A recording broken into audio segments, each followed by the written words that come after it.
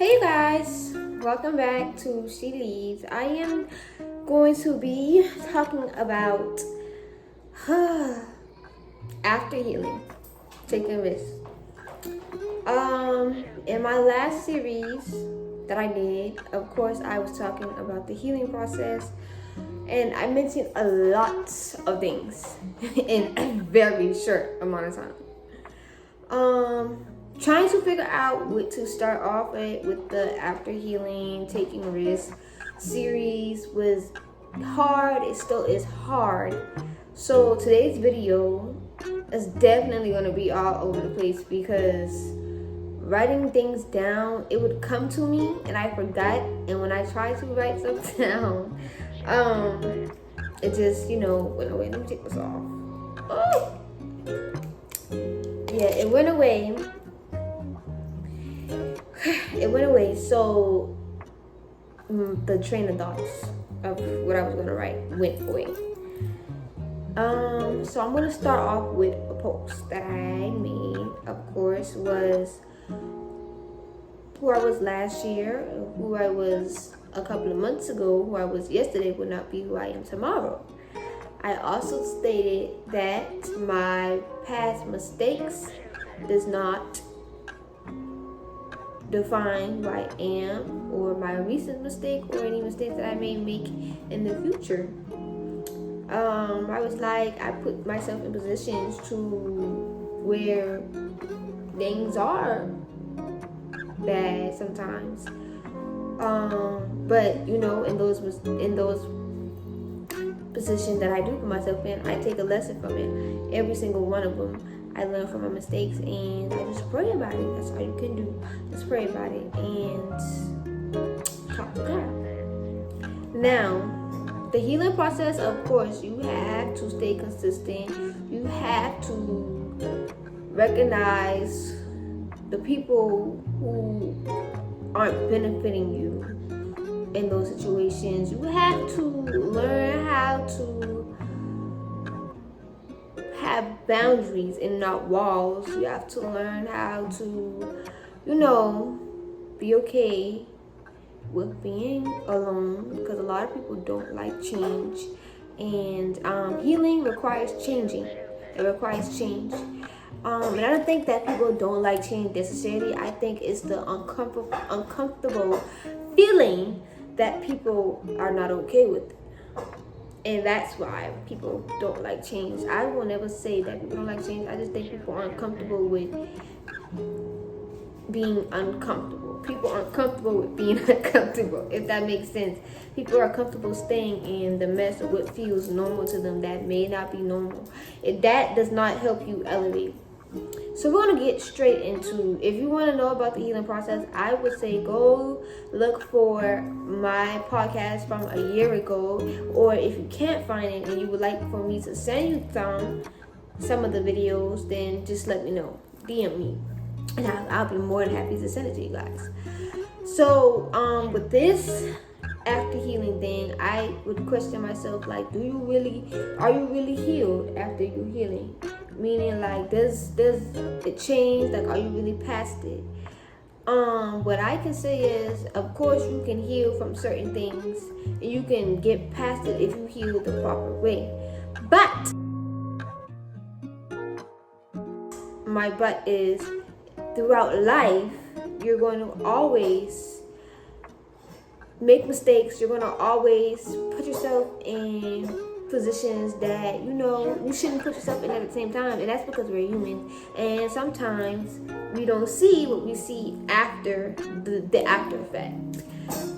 So you're gonna always have to heal from something, but once you meet a goal, and once you heal from whatever it is that you heal from, and it may not be healing, like it could just be you meeting a goal, period, or stuff like that, you have to keep on going. You can't stop. So you have to always know what is next, because if you stop after you hit a goal, what happened is, like a line, like a product that is just put on the market and being sold, and as it gets sold and get popular, the line goes up. But what happens, the line goes up and there's no more products. The line is at a steady pace. So it's just gonna be like a flat line basically. There's nothing happening, there's nothing progressing. That can cause the product to go down, right? That's just like your goals or your healing journey. You have to keep on going. You have to figure out what is next, and you have to just keep moving, because if you stop, what happens is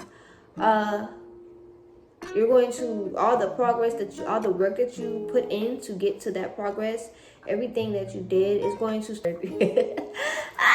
but you know what I'm trying to say. It's gonna drop. It's gonna drop. And then you're gonna have to start all over again, back from square one. So my thing to you, I would say, keep on going. Like, don't stop.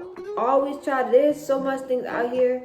If you have healed from one trauma, okay, maybe you can figure out what it is that you want to be, or the next step can be figure out who you are. I would definitely say that. Figure out who you are. Also, like, keep your circle small. Like, it's so much people. Like, I got different friend groups, and I really wish that I didn't. I do regret having so much friend groups now, because there's so much problems becoming with that. And for me personally, I do much better when I'm like, it's just me, myself, and I. And I noticed that from being in school, and then looking back during COVID time, which is when we was in the house, pretty much couldn't go nowhere. We wasn't always in the house, because of course my mom, we did the DoorDash. She DoorDash, and I went with her sometimes, so we wasn't just always in the house. Or we would go on a walk for a battery or something like that. And then also I just learned how to make candles, and I made profits off those candles when I stopped. But my point is, I was solely good by myself. I honestly believe that I just don't really need no friends, and that honestly, and I have certain friends who I call family, so I don't even call those friends. Like, those are my family. But everybody else, they ain't good. Like, if they're not helping you elevate, if they're not helping you, if they're not benefiting you, if they're not bringing to your table, if you're not bringing to their table, y'all don't need to be friends. If I'm gonna be friends with you, we have to elevate each other. We gotta feed each other. So after healing, I would definitely say, like, surround yourself. I said this during the healing process. Surround yourself with people who is going to benefit you, who's going to tell you right from wrong, who's going to help you elevate, who's going to help you eat, who's going to make sure you eat. Yeah, that's the type of people you want to be around. It's not something conditional, because when you're trying to make it to the top, you gotta learn how to be a companion with other people, even with people you don't like.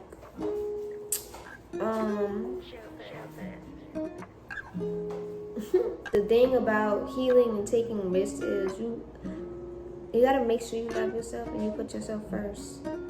You definitely got to do that. And keep on taking risks. Like, take your risk. That's the only way you're gonna figure out what it is you like, what it is that you succeed at. I would just say, have a lot of work for yourself to do in learning who you are after healing, after meeting one goal. Make another goal, make a vision board. Write out the things that you want to be. Matter of fact, write out what it is that you want in your spouse, your partner, and become that person. That could be your next goal. That's the best thing I could say about after healing. After you heal from trauma, learn who it is, who you are without that trauma. Yeah, your trauma is your testimony. That is your testimony. That is your story. That is something that you're going to live by. I mean, not live by, because you don't want to live by its testimony. But it's also going to be something that's going to keep on growing, because we're human. We keep on growing. We keep on making mistakes. But just better yourself. Make a list of who you want, what you want in your spouse, and become that person. That's the best thing I can say for you guys. You're going to always be healing from something. And it may not be that trauma past. It may be something that happened the same day. And you're going to have to learn how to heal from that, or how to deal with it. And I don't want to deal with it, but because that deal with it just sounds like to me, deal with it sounds like, oh, you're just dealing with it and you're not really taking the issue to figure out what it is. Keep on recognizing what is negative and removing it out your life. Don't react. I gotta tell you guys this. Don't react to certain situations that could lead to a negative outcome. That has been my biggest struggle. Because anybody know me knows that if you come to me with negative, or if you come trying to check me, you gonna get checked right back. That's why I say be careful who you allow in your circles. Like, if it's not people who helping you eat, who not trying to put stuff on your table, you do not need to be around them. Period. If they don't have the same interests as you, if y'all on two different paths, don't care how cool they may be, those not your people. That's all I can say for right now. Hopefully the next video on after healing, I have something better to say than just make a vision board, become the person you want your spouse to be, yada yada yada. And I only say that is because that's the only way you can better yourself, is by having, if you want somebody in your life a certain way, if you're not somewhat like that person, is not going to work, and y'all won't be on the same path, and it's not going to grow. That's a whole another series, another topic. I really wish you guys had picked, relationship, because I have so many things I can say about relationships. But as far as about after healing, I'm still learning after healing. I went through my healing process, and I have healed from certain things that I needed to deal with that could have affected my growth, or whatever it is that I wanted to be in the next 5-10 years. Hopefully I get to where I want to be in the next 5 or 10 years. But the after healing, just like you guys, I'm learning too. And I hope you guys find peace in your journey. Find help in your journey. Find whatever it is that you're looking for. I'm going to end this video right here because I don't want this video to be long. I don't want this video to be no longer than 11 minutes. If it's shorter than that, I'll be fine with that too. So if you guys have any questions, any recommendations, anything, just DM me, let me know. This is She Leads. We're learning together. See you guys later.